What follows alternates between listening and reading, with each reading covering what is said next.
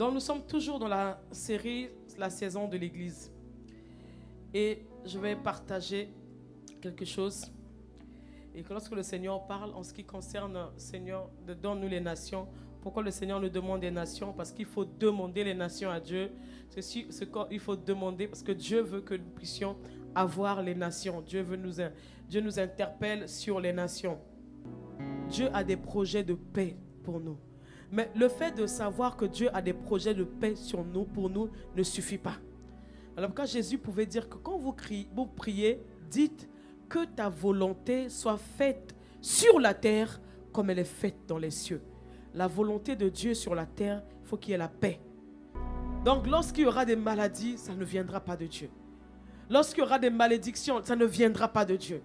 Parce que Dieu bénit. Mais par contre, Dieu peut enlever juste sa main. Et quand Dieu enlève sa main, l'ennemi prend le relais. Les cieux sont les cieux de l'Éternel. Il a donné la terre au Fils de l'homme. Donc Dieu gère le ciel. Dieu dit, mais parce que mes enfants ne me demandent pas les nations. Le thème de mon message, c'est pourquoi demander les nations à Dieu. Parce que dans le psaume 2, verset 8, la Bible dit, demande-moi, je te donnerai les nations pour héritage, les extrémités de la terre pour possession. La première raison, parce que c'est la volonté de Dieu de nous donner les nations. Dieu veut nous donner les nations. La deuxième raison, parce que les nations sont notre héritage. Dis Amen. C'est ton héritage. La particularité de l'héritage, c'est que l'héritage, quand tu ne le réclames pas, tu peux le perdre comme ça. Donc, troisièmement, pourquoi demander les nations? Parce que les extrémités de la terre sont également notre possession.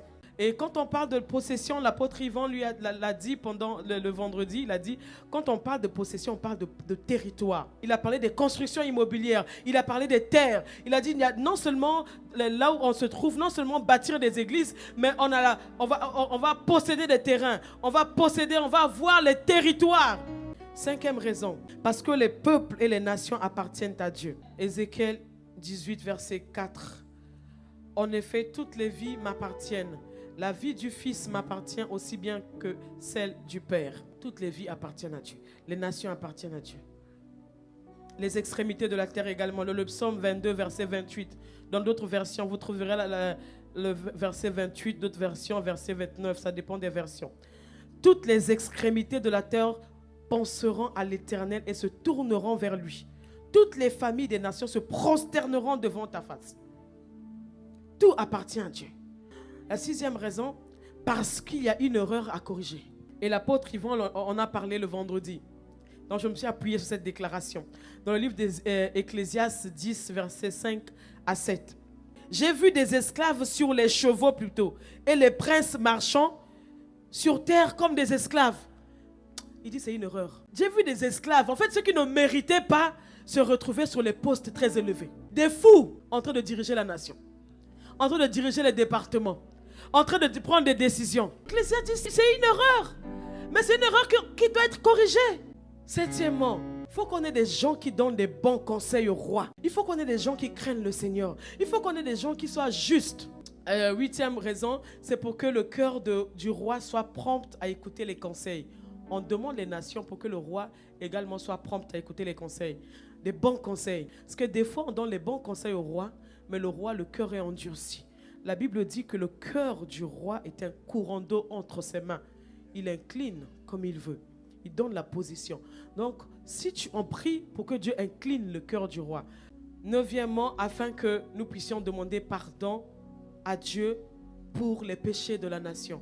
Comme on a dit, le peuple sur qui est invoqué mon nom s'humilie, prie et cherche ma face, se détourne de ses voies. Et nous savons qu'il y a certaines situations qui arrivent parce que la colère est tellement montée et que le Seigneur a enlevé sa main.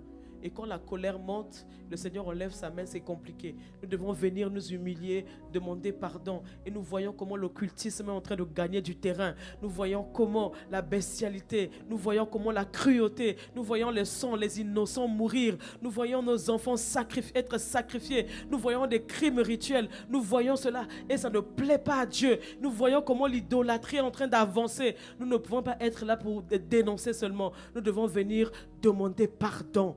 Porter la nation. Et dixièmement, parce que la minorité qui est juste et fidèle auprès du roi est combattu. Il n'y a pas beaucoup de gens autour du roi. Dans Daniel 6, 1, 5, Daniel, lorsqu'il voudra faire le marché selon le Seigneur, on dira qu'il est en train d'affronter l'autorité. Les Daniel seront jetés à la fosse au lion. Les Daniel, les Shadrach, Meshach, Abednego seront jetés à la fournaise ardente. Les Sambala et les Tobija vont combattre les Néhémie. Et on a besoin que le Seigneur suscite. Non seulement que le Seigneur fortifie ceux qu'il a élevés, parce que le Seigneur a élevé ses enfants, mais ils sont tellement noyés au milieu des méchants. On a non seulement besoin que le Seigneur leur donne la force, que le Seigneur les fortifie, mais que le Seigneur suscite d'autres personnes.